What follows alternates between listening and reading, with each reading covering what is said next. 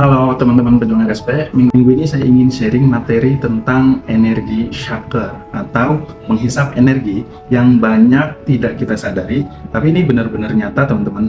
Ini benar-benar bisa menguras energi.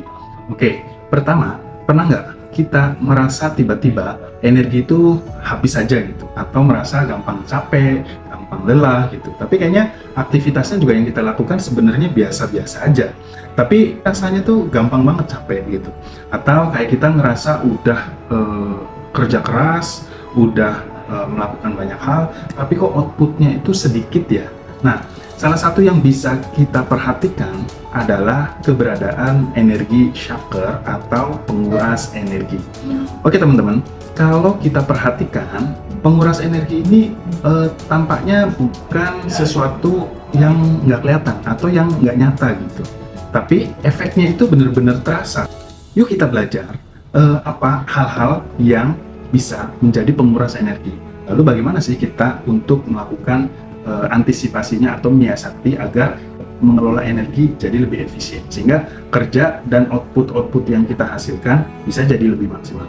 Oke teman-teman pejuang RSP, sebenarnya ada beberapa list energi chakra ini, tapi untuk minggu ini kita akan bahas 2-3 hal yang paling sering kita alami. Oke, yang pertama adalah worrying atau terlalu khawatir atau kita merasa terlalu cemas. Ini konteksnya khawatir atau cemas yang berlebihan. Sesuatu yang kita khawatirkan tapi dasarnya atau landasannya itu nggak jelas, ya cemas-cemas kosong aja gitu, mencemaskan sesuatu yang kita sendiri agak sulit mendefinisikannya, apalagi ini khawatirnya ini over dengan sesuatu yang terlalu berlebihan.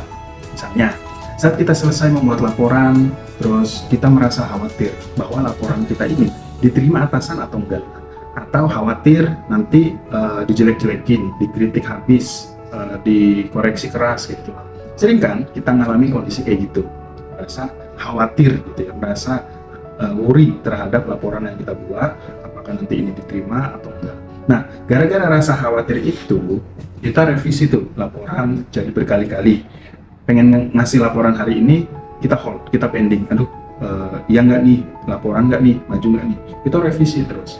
Besok aja, terus kita mikirnya, besok aja ngasihnya. Terus besoknya khawatir lagi, kayak tadi, kayak kemarin-kemarin.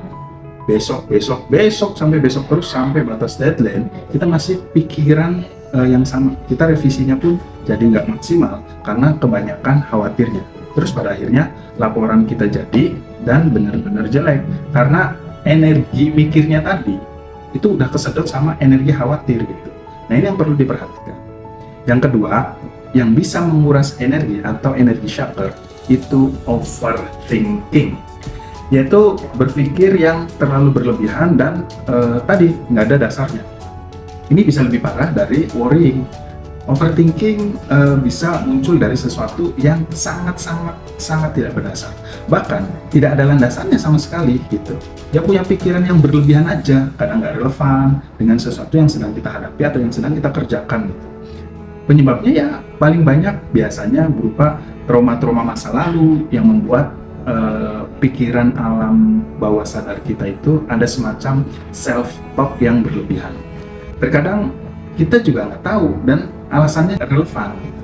Pengalaman traumatis sejak kecil, insecure atas kejadian masa lalu gitu, sampai ada hantu-hantu buatan di alam pikiran kita sendiri yang kita sendiri nggak tahu dari mana asalnya. Mungkin ini semacam dari alam bawah sadar yang berputar-putar otomatis dalam pikiran kita. Penyebab lainnya ialah ketidakpastian. Kita nggak punya gambaran dan nggak tahu resikonya seperti apa, sehingga kita bisa jadi overthinking. Resiko-resikonya juga dibuat berlebihan. Sehingga dengan pikiran overthinking tadi, kita itu jadi sulit melangkah, sulit bergerak, cenderung ragu-ragu, dan rencana yang udah kita buat jadi nggak bisa jalan, ya kan? Ini benar-benar jadi energi chakra yang cukup besar gitu. Kita terlalu banyak khawatir, terlalu overthinking, sehingga apa yang mau kita lakukan tuh udah bikin energi kita habis duluan. Bagaimana kita memperbaiki ini gitu, atau mengatasi ini?